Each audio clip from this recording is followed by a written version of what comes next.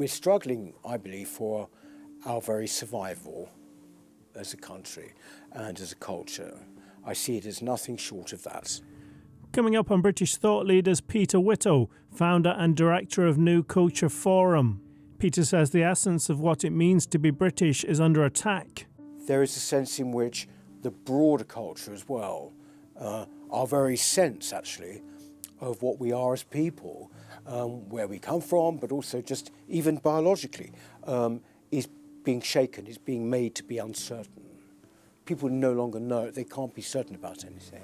And I think a lot of that's been quite deliberate. He says more people are waking up to the cultural damage. If you constantly are told that you're wrong to feel that, you're wrong to be concerned about migration, you're wrong to sort of somehow think that there's two sexes, you're wrong to be patriotic, all of these things, it's implied every day in our culture in an odd way. From the moment you wake up, a criticism of those feelings is sort of implied all the way along. And basically people, that's what after a while makes people so angry they want to burst. You know?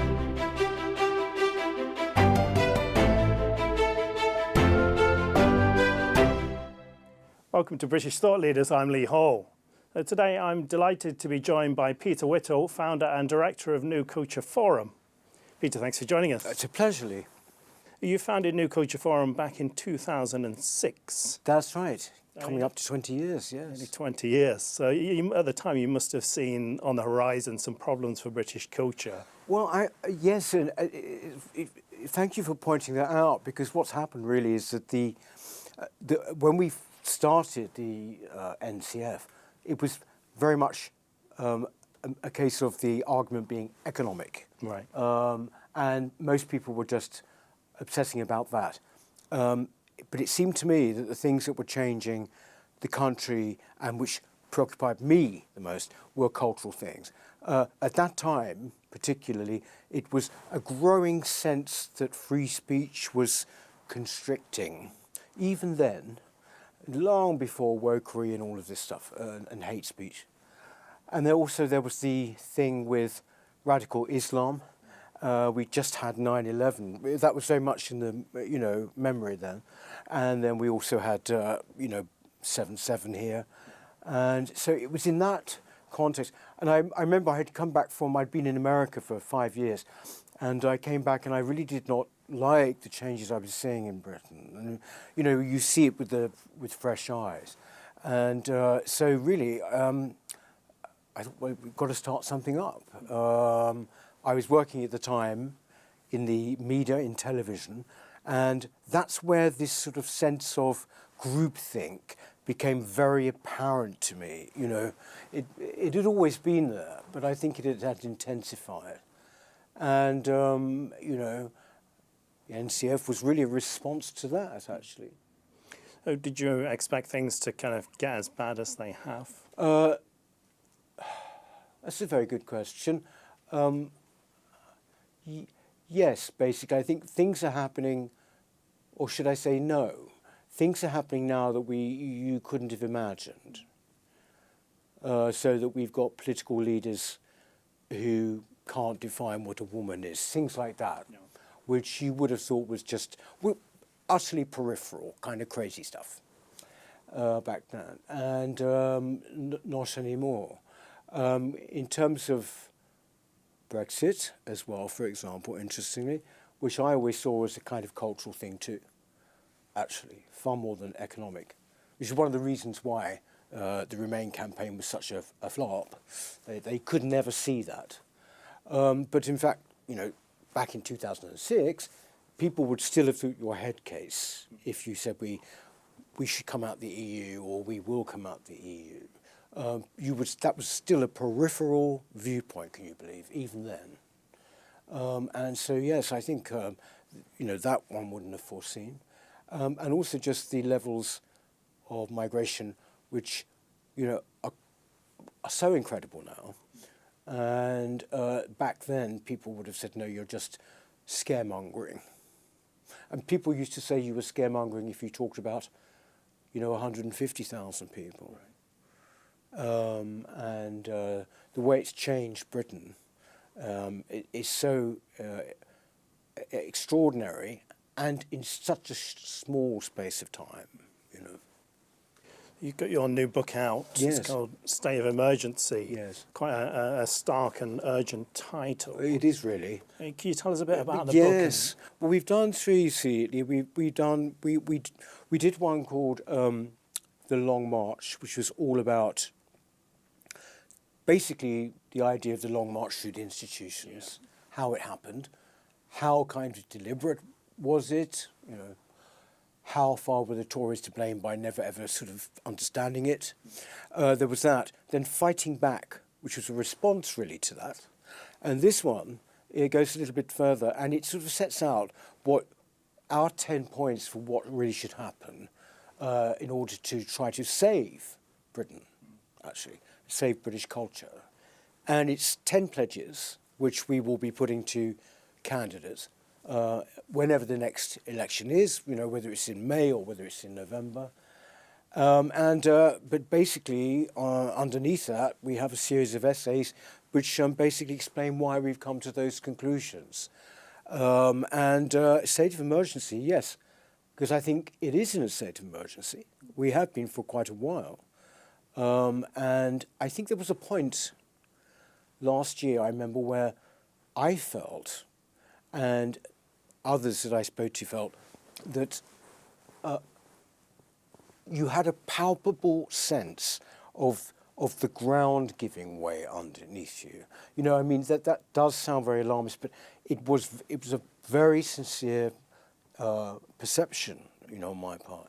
I thought, this is getting serious now. I mean, you know, basically, there was a sense in which the environment in which we live was actually becoming so decayed that, in fact, decline was palpable now on a daily basis. So I think that is a state of emergency.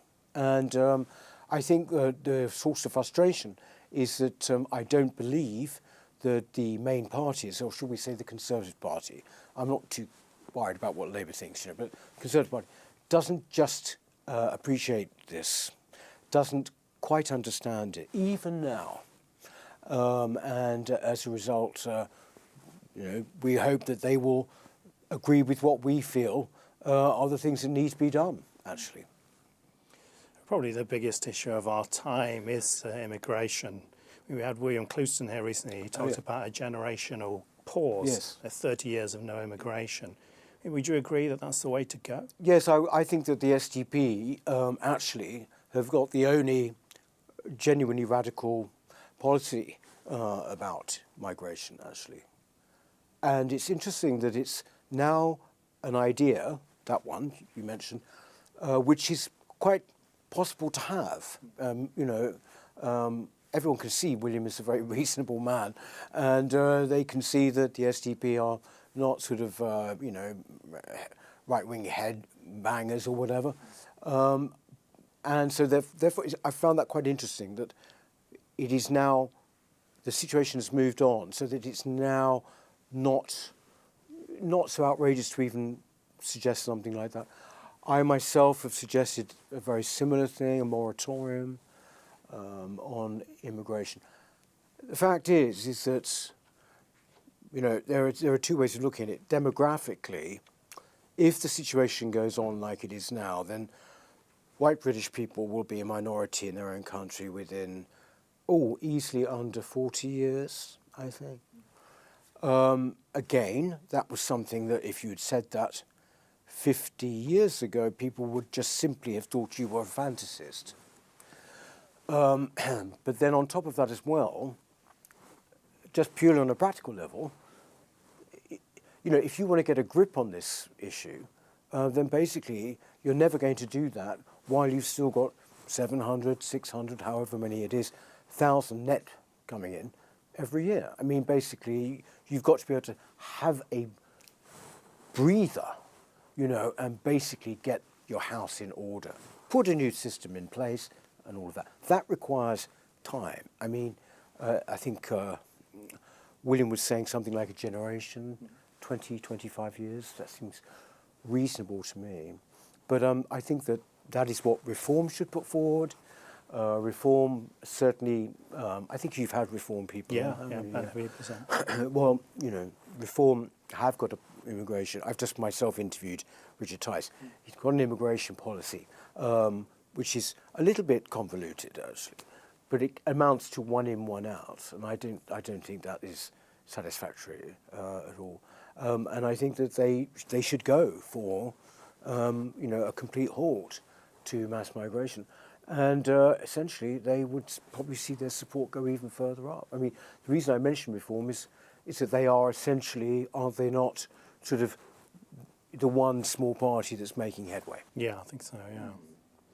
On this topic of politics, I mean, a lot of people are feeling politically homeless now, and not really clicking with any of the major parties. Yes. But it's a massive year, not just for the UK, but for the US as well. Yes.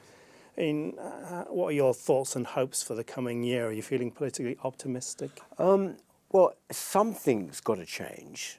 And I do think that optimism seems like a surreal emotion at the moment.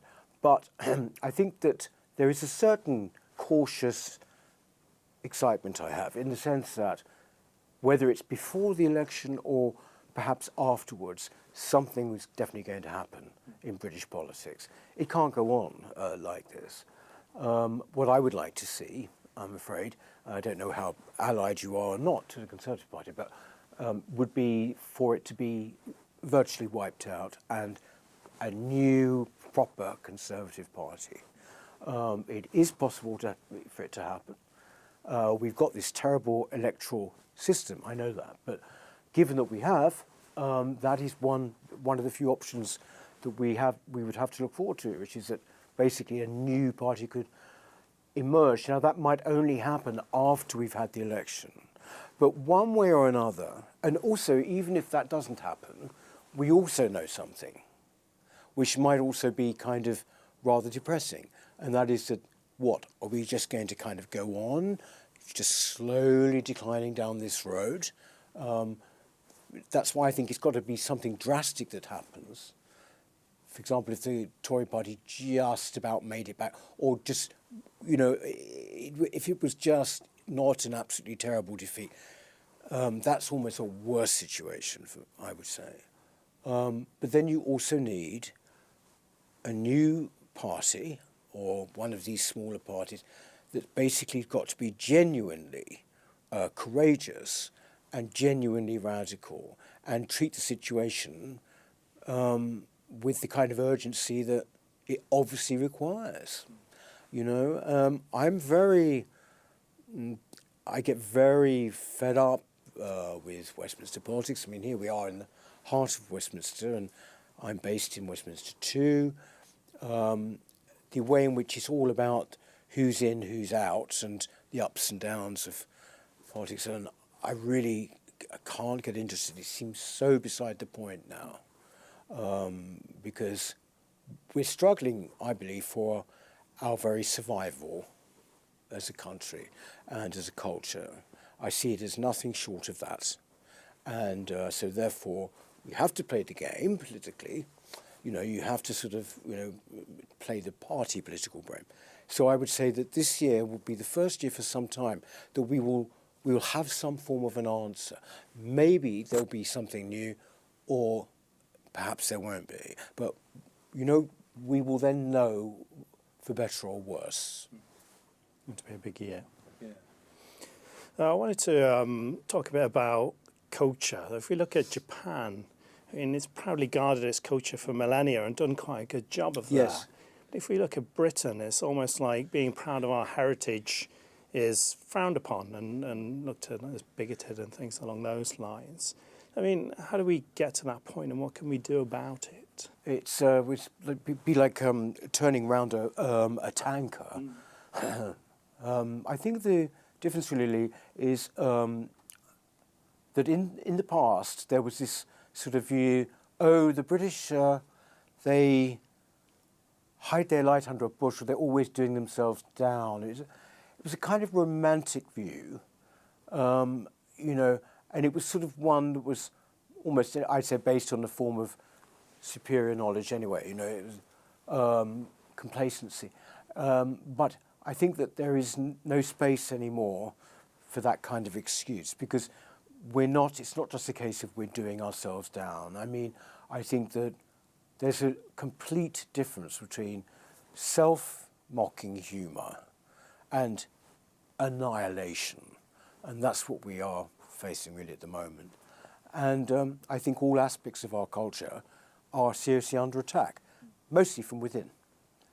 Our institutions, our cultural institutions, no longer believe in what they do or what they're meant to do. They want to decolonise their collections.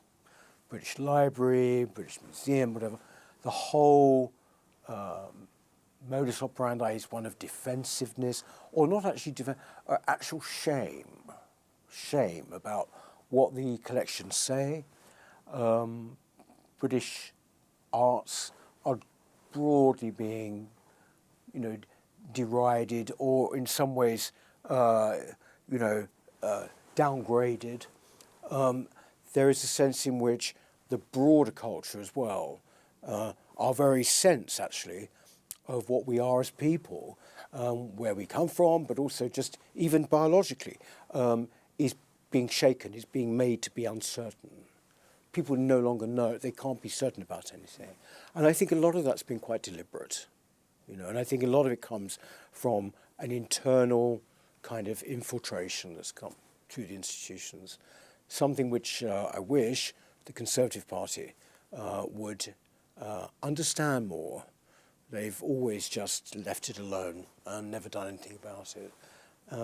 Education, of course, is the most vital part of this attack. You know, what kids are being taught now, what they're not being taught, that is a great worry for the future. They no longer know. They don't know what they're meant to be defending. They don't know what is meant to be so good about our society. So they now walk around thinking there's actually nothing good about our society. And anyway, what is British culture anyway? You hear that all the time. What is British culture? Well, it's very easy. You know, you can go through it historically if you like, or you can go through the various qualities, or you can go through all the various achievements, whatever it is. But they're not equipped with that anymore. So basically they don't really think that there's anything worth defending. I mean, I think that this, well, obviously the name, the New Culture Forum, tends to suggest that these are the most important aspects of the problem that we face at the moment. And of course, to go back to immigration, it's allied to that. Yeah. You know, it's allied to that because there is so much sort of shame or dislike for the indigenous culture that sort of there is also somehow just an uncritical attitude to any other culture. You know, that any other culture is automatically more interesting, it's more, you know, it's enriching and all of these things. It's not necessarily the case. The British character is to be kind of accepting and polite of, you know, things that go wrong or difficulties or hardships. But it seems when it comes to these culture wars, it's maybe not the best approach to take. I know you're out in your branches now with New Culture Forum. Yes. You're meeting people in Britain. Yeah. Are you finding British people are waking up and they want to do something? I think, oh yes, I think people, I've just been having this very discussion before I came here today.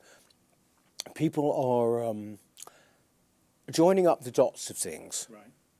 So they don't see so much an issue here and an issue there, and they can see much more, you know, how things are, you know, joined up. So, for example, you've got the government's, the establishment reaction to COVID, for example, a few years ago. And we've now got this seeming incapability to do anything about migration. So people are saying, well, wait a minute, 2 or 3 years ago, you managed to absolutely upend society very effectively and very quickly. So you can do things when you really want. So why can't you do something about this, you know? And so I think that there is a kind of extraordinary anger now amongst people, and rage, in fact.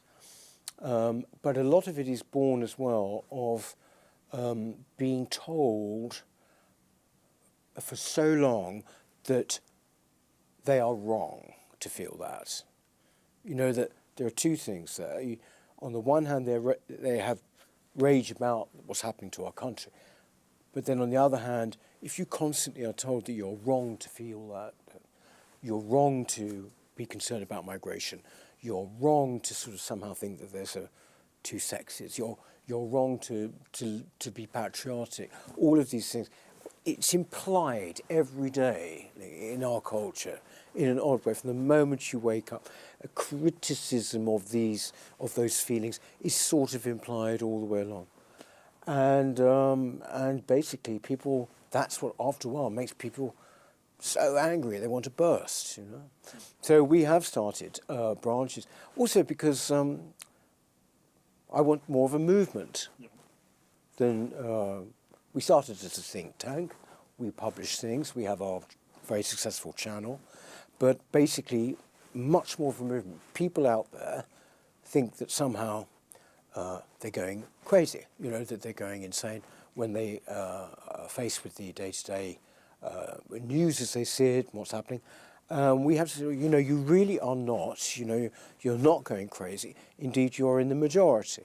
And basically, you've got to make association with other people who feel like that. And so, you know, we started 10 now we've got. By the end of this year, we'll have many more than that. But honestly, the response has been extraordinary, you know, and incredibly, well, humbling for me, actually. You know, because people come along, 40, 50 people on a wet Tuesday evening. Anyone who's been involved in party politics will know that's really good going.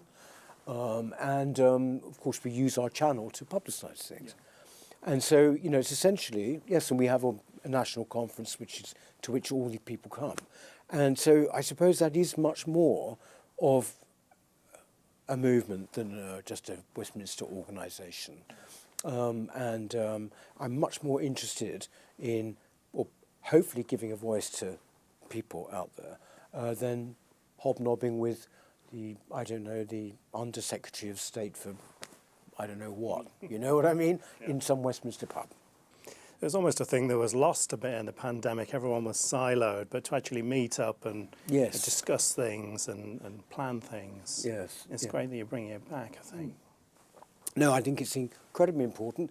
And, you know, it's some of these things sound so stale, you know, when you talk about the Westminster Bubble, but it really is there. It really does exist. And, you know, I include the media in that. And I'm always very touched, I have to say. I mean, when you go to places that are, you know, going through a rough time, I was in Hull recently, for example. And I think if people bother to kind of come out and to meet like-minded people and to get involved, you know, frankly, when everything around them is, you know, is bleak maybe and is going through a bad time, then I find that just heroic, actually, on a kind of local level. And so I want to see much, much more of it, you know. Looking at London, I mean, you were born in London, you were here for most of your life, but London's changed drastically in the last few decades. Do you think the London that we know is lost? Can we get it back? Yes. Are you from a Londoner, are you? Or? No, I was originally from the Midlands, but I'm in London now. Oh. Yeah. Yes, I made a programme all about this very thing on the channel. We do a documentary series called Heresies, and I did one last September on London, why I'd left London. That was just the frame for it, really. But it must have touched a nerve. It's got like 750,000 views. It's extraordinary. But in answer to your question is yes, I think it's just totally undeniable. It's not just Sadiq Khan. You know, it's really not. He's the current incarnation. No, the transformation of London has happened over a longer period than that, but then a very short period. You know, my parents are from were South London working class people from Peckham, moved out to the suburbs, and essentially their type of Londoner, that I include myself in that, is pretty much extinct now. And I think you saw Sadiq Khan recently do an ad where he's saying, actually, what was it? Everyone is a Londoner, no matter where you're from, and however long you've been here, man. I always find it very amusing when people do that. I mean, you wouldn't go to sort of Paris and sort of, if you lived in Paris for 4 years, I asked you, I mean, would you immediately call yourself a Parisian? I don't think I would. I mean, it would almost sort of be slightly, well, self-deluding, but also arrogant in a way. But this kind of way in which the essence of London has now been changed from having been a city that was organically the capital city of this country, with its very particular traditions and that have grown over 1,000, 2,000 years. And what has happened to it now is that it's just become a kind of place that you can belong to if you sign up to a whole set of, I would say, liberal values. London never was. Cities don't have values any more than companies have values. But we hear all the time about, London's values. It's always a sign that there's been capture, political capture, if someone starts talking about values. But in London now, you sort of, it does feel very much that kind of a woke, liberal mindset is the dominant one. And then demographically, of course, it's now a minority white British. I think since 1991, I think, it was something like 87%. It was still, now it's right down to 37% in the last census. It's quite extraordinary, incredible change. But somehow one's not meant to comment on this. It's almost, you're sort of, to actually draw attention to it is considered to be bad form, sort of, so what? Well, yes, of course, millions of people would have something to say about that. I mean, I don't like the tone of the city very much anymore either. It's just much more money-orientated than it ever used to be. But, hey, I grew up here and it's part of my character, actually, but I moved out 2 years ago. I still am here for work. But I find that I don't really miss it. I, in fact, don't miss it anything like as much as I thought I would. It's sad to think that something like the Cockney could become kind of almost an extinct part of our society. There aren't any anymore. Yeah. I mean, EastEnders, the programme, it's a polite fiction. I mean, EastEnders, when was the last time that the East End that it portrays, when was the last time that was a reality? Probably the 1980s, I think. The thing is, just like a country, a city kind of develops and grows through a kind of, set of traditions and communal experiences, and nuances and all of those things. They just simply disappear. I mean, if the population is no longer there. And that's exactly what's happened, really. So I sort of, I think it's terribly, terribly sad. But at the same time, it's just the way it is now. And I think our cities generally, not just London, but Manchester and Liverpool and Leeds, they are all transforming to different degrees. I think it's actually regrettable. Causes me a certain amount of sadness. Though in the past you worked in the media, you were Yes. on the South Bank show, Yep. you've made many documentaries, interview shows, etc. Yes. I wanted to get your thoughts on the mainstream media, really, and its portrayal of British culture. Do you feel it's fair and balanced? I think I don't really watch anything anymore, Lee, because I stopped paying the licence fee. I think it was 2020. the last thing I really watched, I remember it was the late Queen's COVID message. That would have been April 2020, something like that. And I watched that. And I don't know why that happened to be the last thing, but it was. I watch streaming services and things. When I have seen things, because I've been at with friends and things, it's so predictable. British drama, casting decisions that are made, we all know, basically the subjects that are chosen, all of this, entirely within a political, ideological framework now. And you know it's coming, and you can sort of either decide to live with it or just not. So I no longer watch the stuff. It goes through most of the media. The reason I'm talking about the BBC is because, of course, we pay for it. That's the big difference. So otherwise people say, well, you don't have to watch it. Well, that's right, but therefore you shouldn't have to pay for it either. I grew up watching BBC and everything about it, and I don't mind admitting, it does inform the very way you look at the world. But I'm talking about the 60s and 70s, a very strong sense of communal viewing. That's gone anyway because of technology. But I think, whether it's, in particular with the BBC, any form of historical drama, that you're going to retrospectively be taught lessons. You're going to have to look at very implausible situations and casting, and sort of think to yourself, well, I know that I'm being sort of like, challenged here to say or feel something, and I just won't rise to it anymore. Yeah, and my vision of history is being changed. Yes, exactly. Or yes, exactly. A Black Anne Boleyn, or what's being done. It's just basically, well, so what? That's well, so what? Well, of course, there's a big so what there. It's just there's no. I find it interesting with these sort of people who particularly make historical adaptations, and history. They make huge fuss about how authentic everything is.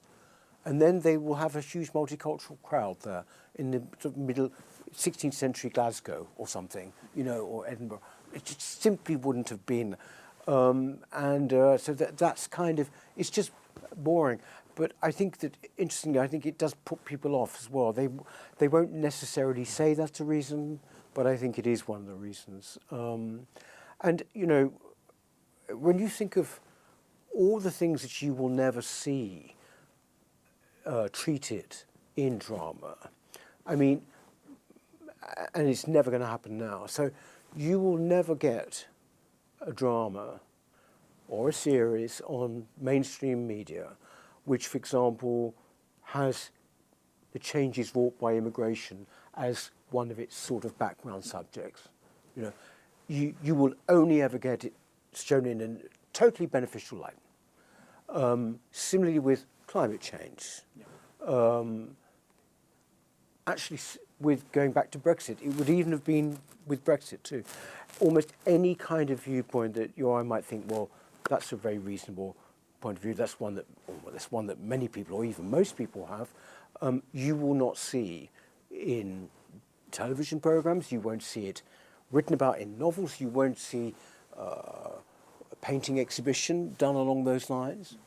No one will go near Islam, but quite happily go into Christianity and disrupt it. After a while, this is not new. This has been going on now for a long time, and it's very predictable, and it lessens the power of what was once one of our great assets. With these sort of things. Same with the theatre. Just why go and see political drama in the theatre? The most provocative thing a playwright could do now would be to make a play in which there was a positive case for Donald Trump made an appearance, or a character was given, something which showed Trump, in a kind of favourable light, a speech maybe of some sort. And can you imagine? It's just inconceivable. It's inconceivable. And so after all, you just think, well, actually, I've been there, done that, you know. What's the point of going and seeing the same old thing? We're seeing the rise now of alternative media. You know, obviously, you're producing great stuff at New Culture Forum, but there's like Lotus Eaters, Trigonometry. Do you feel optimistic that these media can provide some kind of balance and redress? I do, actually. I mean, I give thanks for it, actually. You've got to look at what they've done in America with alternative media, which is no longer, you can't even really call it alternative media anymore because it's so big. I mean, you know, the Daily Wire, for example, which is a channel I always admired, and it's, you know, had an amazing amount of investment. It now makes movies. It makes children's programs. You know, extraordinary. And that's just one. But one of the reasons it happens in America is because the market is huge. They also do still have a culture war in the sense that we've had a rout, and also they have more money. So there's much more potential for investment. But even having said that, I'm still very, very pleased with how things have expanded. I mean, I remember, 20 years ago, I got involved with this channel, which was run then by Tim Montgomery and Ian Dale, and it was called 18 Doughty Street, and it was basically an internet TV channel. But of course, that's before YouTube had not happened then. You tend to forget this. So of course, we sort of still went ahead and did this channel. I had a program about the arts on it. And it was sort of done, and we did it in this linear way, as though people still would, you know, sort of tune in at 7 on a Thursday. You know what I mean? And of course, it comes to a point where you think, actually, there's no need for any of that. And of course, that's the great beauty. This interview, when it goes out, will go out, and you can watch it whenever you like. But anyway, that was the state of play in 2006, 7 or whatever. And so look at us now. I mean, you know, there's huge numbers of, you know, channels, and yourself, and people like Trigonometry guys, you know, and Unheard, and NCF, of course. So yes, I'm very pleased. It's still got to get bigger. Oh, and also the other most important thing, GB News. I mean, you wouldn't have thought 5 years ago that we'd have had GB News, or even Talk TV, which is kind of, it's not sort of so overt in its kind of mission statement, but it's basically better than Sky. But GB News has been they've managed to make a real success of it, if not financially, and that's not their fault, you know. So I think it is without question better, because I think that the big problem for people like me, who feel, you know, have my views, is that the mainstream broadcast media is one of the biggest problems of the lot. You asked me about it earlier. Newspapers, you can actually still go to the Guardian or to the Telegraph, or you can still sort of see the different. But really, when it comes to ITV, Woke Central, BBC, Woke Central, Channel 4, and Channel 5, all of them, and you know, and their news channels. Very much all from the same hymn sheet. I'd say, you know, very much the kind of deliverers of the message. Yes, I think it's more power to our elbow. We need some big investors, I think, all of us. Peter Whittle, thank you for joining us. Oh, it's been an absolute pleasure, Liv. Thank you very, very much. Thank you. Thanks.